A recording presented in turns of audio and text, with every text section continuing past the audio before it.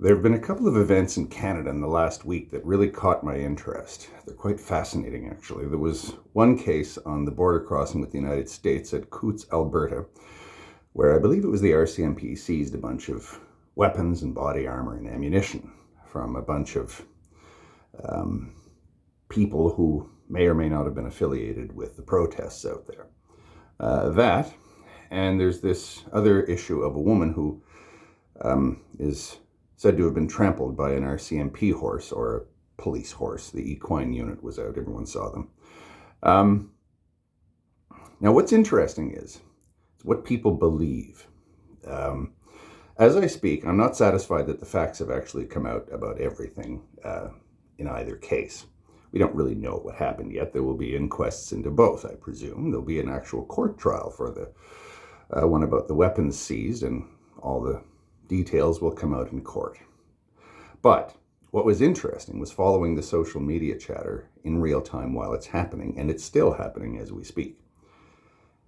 Whether or not people believed a certain version of events in both cases depended upon their overall faction in this pandemic issue. The people that we could really loosely call anti-vaxxers or anti-maskers, or whatever you want to call them, anti-mandators, any pro-convoy, any term you want to use.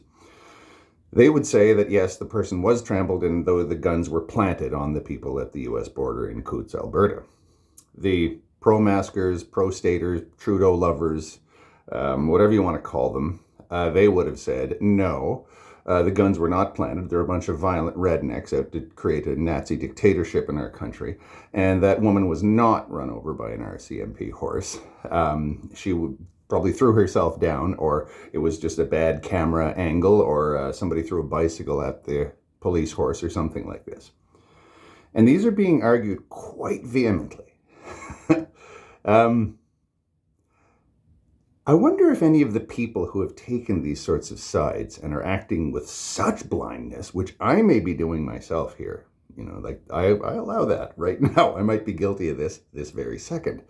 But I wonder if people, when that's happening to them, when they find themselves squaring off in that harshly a partisan manner, I wonder if they're aware of what's happening to them.